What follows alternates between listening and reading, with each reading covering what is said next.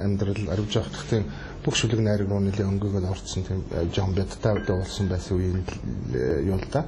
Тэгээ одоо ч гэсэн ерөөсөн галуудрахыг бол хүн болгох ярьдаг. Би эртэд гайхсан. Нэг жоохон хүү 12 3 та болов гэмээр нөхөө энэ Сүхбаатар дүүргийн сургуульд уулздаг байжсэн чинь хизээ юм бэ ТV9-ээр нэг илүү сартай зун гарсан гинэ. Тэгээ ууслыг гараад ирсэн гарын хэсэг авснаа галаах хөөрхөн шүү гэдэг юм би өөр гайхгүй. Тэгээ одооны 12 настай хүүхэд гэж үзэж байна гэдэг бол илүү сартай зуныгаа би бол үе үед харахад нэг ямар нэг лоозон ямар нэгэн үзэл суртал хамгаалаагүй. Ерөөсөө хүний амьдралд байдаг нандин сэтгэлийн дотоод утсыг хөндсөн тэгээд нэг хайр дурлал энэ төр гинэн тиймнүүдийг хөндсөн учраас бас их үргэлжлэх юм байна л гэж ойлгосон. Тэгээд би тэрэндээ хайртай байдаг. Ер нь хүн ямар ч бэлэг танхаа байлаа гэсэн нэг л зүйл үлддэг юм гэлээ нэрээ. Нэг хэд хоногийн өмнө энэ цагаан сараас өмнөх нь Баабар Сэнто манай засвал бид гурав яриа сууж исэн манай Баабар тэгнэлээ. Яг нарийн тавал нүүдэл суудал монголчууд гэдгээс илүү давсан юм би хийж чадахгүй. Тэрэнд би өстө бүх чөмгөө зарсан гэж. Тэгжсэн. Тэгээд бодохоор нэрэж тийм да гэсэн бодол төрж байна. Яг өнөөдрийн цомгнуудаас илүү сартай биш үлэмжийн чанар шиг цомог би дахиж гаргаж чадахгүй байж мэт. Тэгээд энд бол өөрөө угаасаа энд орсон бүх бүтээлүүд нэг том цартай уран бүтээлчдийн бүтээлүүд. Уранхай наригчин 3 шүлэг бай. Одоо Аравжаагийн 2 шүлэг нь байгаа л да. Аравжаагийн нэмэрхэн Аравжаа хоттой. Тэгээд дуунууд бол хүн болгон дуулах дуунууд биш. Би ер нь боддоо шүү дээ. Хэрвээ миний дуулж байгаа дуу болгоныг хүн болгон дагаал хоороороо дуулаад ханараад байвал би дуучин байх хэрэг юу вэ? Гэж л боддتي. Тийм учраас жаахан зартай зүйл рүү бараад гэж бодсон. Энэ бүтээл бол яагаад ийм сайн болсон юм бэ гэдэг углуургана. Би 2007 оны 2 сарын 12 сарын 19-нд юм байна. Нэг том шагнал авсан.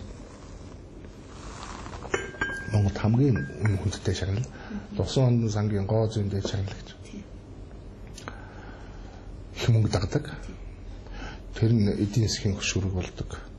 Тэгээ тэр мөнгөөр бас ийм том бүтээл хийгээд зорьсон шүү дээ. Одоо зөндөө олон жил суппортлог хийсэн би. Бөхөргөө онд тийм ээ яби баланс ч юм уу. Тэгээ одоо суппортлог хийх цаг биш байна. Ер нь суппортлог хийж исэн даач харамсдаг л дээ.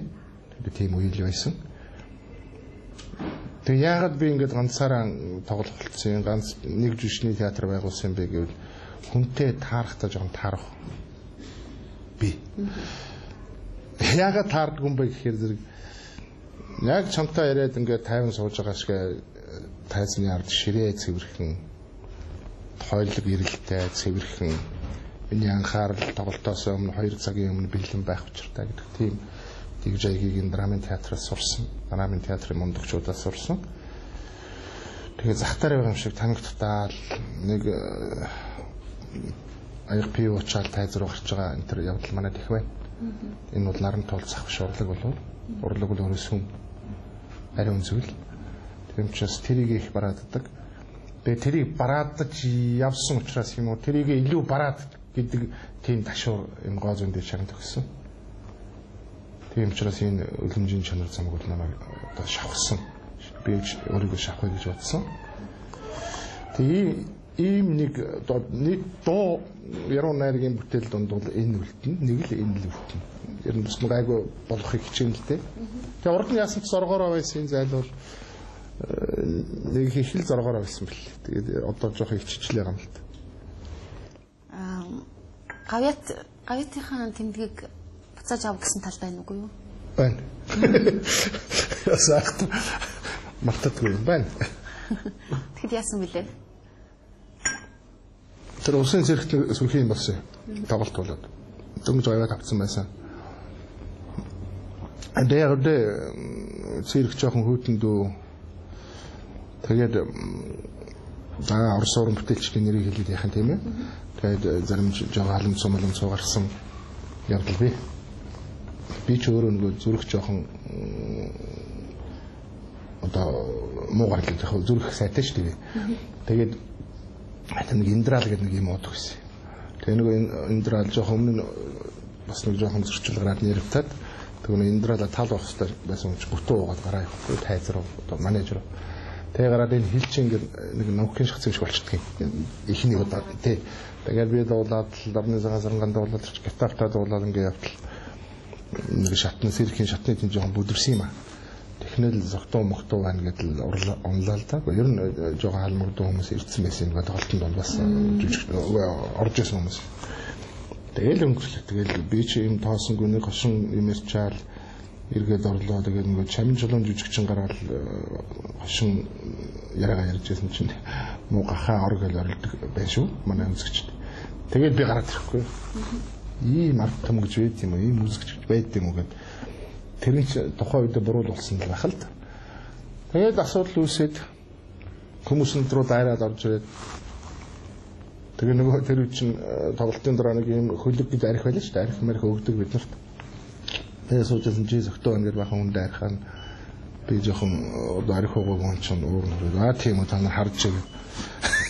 Хөлөг архи стакан дөр хийгээд нөгөө надруу дайрсан одоо өрөө дүүр хүн боо шүү дээ. Нүүрэн дээр нь уучихгүй.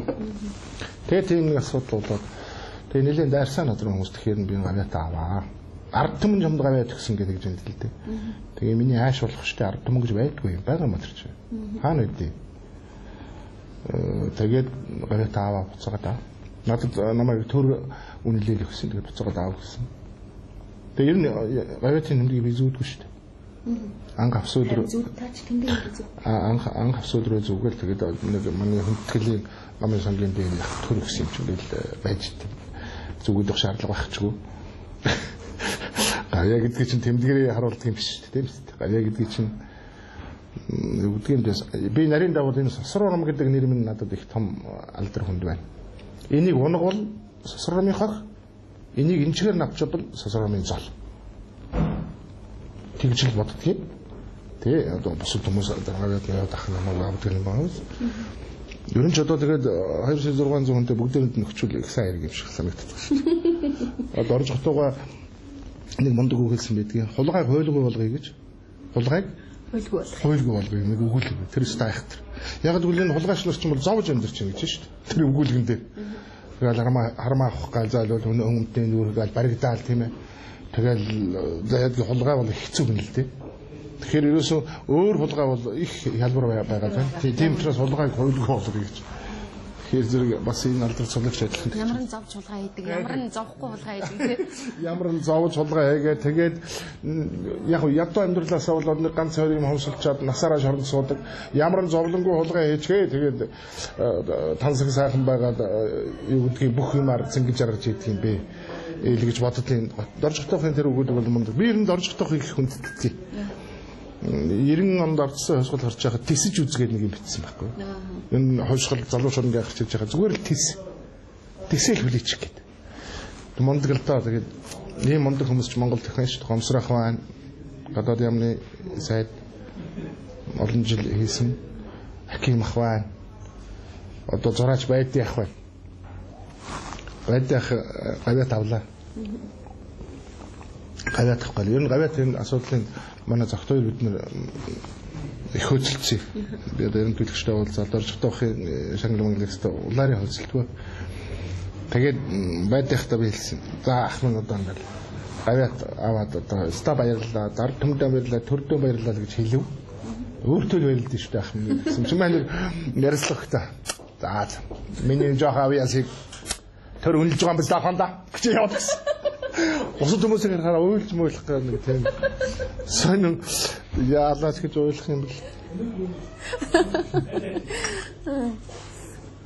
Уйлахыг сонин олсууд ингээд тэр гавьяатын нэг 6000 төгрөг дагдаг шүү дээ.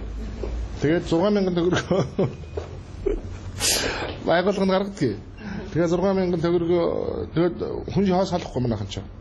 Абсолютроос клэч авчин шүү дээ. Одоо болтол 6000. Одоо хэвээр явах уу? 97 он 6000 байсан. Тэгээд тэр чин найр хийдэж ш. Найр хийхгүй амтны шавааслахгүй муу хэлнэ. Тий. Заяагүй царайгүй юм төрийн шиг том ашиг авчаад Тэгээд Улаанбаатарт найр хийгээд 6 сая гаруй төгрөг зарцуулсан. Уг нь бол зүгээр 6 сая төгрөгийн чи ийм бүтээл хийгээд өгчихгүй тэгээд болоо аахгүй. Тийм. Багтааз их олон юмны үндсийг тавьж исэн гэж надад санагдаад байдаг. Одоо эргээд багтаазыг үзэхэд их гоё байдаг. За та өөрөө мэдж байгаа одоо энэ хошин шогийнхын интергээд л байгаа эднэрийн тий одоо үндсийг тавьсан байх. Хүн одоо үзэл бодлоо альтаахан чөлөөтэй уран бүтээлээр дамжуулж илэрхийлэхийн үндсийг тавьсан байх. Тийм би ер нь тэгээд их зарим хүн саваагүй л гэдгийг дээрээс нэмэрлээс ахсуул гэдгийг зүгээр драмын театрт төгсөж очиод зүгээр байдгүй байсан байна. Багтаазаас өмнө би бүжиглээд наран цэцэг гээд одоо жүжигчин Германд байгаа маа. Тэр охинтой бүжиглээд юу бүжиглэх вэ? Одооныхоор бол хип-хопоос арай сонгодог доо. Их сонгодогоос арай гайг наах нь тийм бүжиг хийж ирсэн юм. Эстрад талын. Театрын жүжигчдийн дунд уралдаан зарлахгүй юу? Тэгээд тэр юмд ороод тэгээ Барамсайхын нэг 2 захиа байсан. Учрал авалсан нь гэдэг. Нэг нь одоо эмэгтэй нэг сурвалжлагч одоо юм бичиж байгаа нэг эмэгтэйгийн тухай ханан голоос мусаваа чулуудлаа гэдэг тэгсэн өвлийн хөтөнд мусаваа чулууддаг. Үгүй зуны халуунд няралцсан урс ханан голоос хонин чинэмсийг тэрэгнээ чулуудах нь наадмын дэвжээнд барилдах бүхийг санагдуулна гэдээ байдаг байхгүй. Тийм яралж байгаа уснаас яаж одоо мусав чулуудах гэдэг нөгөө сайлчин нь сурвалжлагчтай бичсэн захиа байсан. Тэр 2 захиаг ингээд инсценав хийгээд жүжиг үзэгдэл болгоод тэгээд хийсэн хэрэгэлтэй. Тийм Цэрэн банк мэгчтэйгээ тоглосон. Тэгээд энэ баг тайзын одоо үндэс нь болсон юм байна. Тэгээд энэгээр бүх нөгөө драмын театрын дунд явуулсан тэр уралдаан юмны бүх шагналыг аваад. Тэгээ бас таруухан өдөр чинь 50 төгрөг мөнгөөр авна шүү дээ. Бас тухайн үед том байхгүй. Тэгээд бас зарим ахнад жүжигчтэй уур муурыг хөргээд дөнгө төгсөж ирчээд нэг янз янзын хийгээд хамаг шагналын түрүү байрыг аваад нэтэрсэн тийм хилэн гарч илээсэн. Тэгээд энэ бол баг тайзын одоо суурь болсон л доо. Тэгээд энэ баг тайз дээр бол ер нь үзэл суртал баригдахгүй тийм ээ. Чөлөөтэй сэтгэлгээний эхлэл тавьчихсан. Тухайн үедээ сайн байсан. Одооны өндөрлөгөөс харах юм бол их л голготхоор л байдаг. Гэтэ одоо интернетээр тэр YouTube-т байд юм билээ. Одоо Цэрэн банк мэгч өтрийн тэр учрал авсан тийм нөгөө сайлчин сурвалжлагч хоёр тийм санахгүй байна уу гэл чи хүрээл алгана бол гэдэг шүү дээ. Тэр одоо YouTube-д одооны залуучууд үздэг юм байна л да. Тэгээд ир чин зохиол сайтай байж гэж боддог. Тэгээд ер нь бие даасан бүтээлүүд хийх суур тавигдсан. Тэрнээсээ болоод хувийн театр байгуулж болох юм байна гэдгийг мэдээд ойлгоод ер нь яг дээ 90 оноос өмнө 86 87 онуудад ингээд өөрөө ганцаараа гитартай ямар ч микрофон байхгүй энэ төр тоглоод тэгэл хэдэн төгрөг олно шүү дээ. Тэгээд энэ хэдэн төгрөгч юм бол өөрийгөө үнэлж байгаа үнэлгээ амжиргаан сайн байна. Тэр юмний ч өөгшүүлэл ихнэр гоё сахин гүрдэг аваад өгнө, ноолоор нь самс аваад өгнө гэхэд ганган байлаа шүү дээ драмын театр. Тэгээд тэр чинь бол зүгээр юу гэдэг эдийн шунал биш юм. Энэ чинь хүн амьдралдаа хэрэглэх хэрэглээ.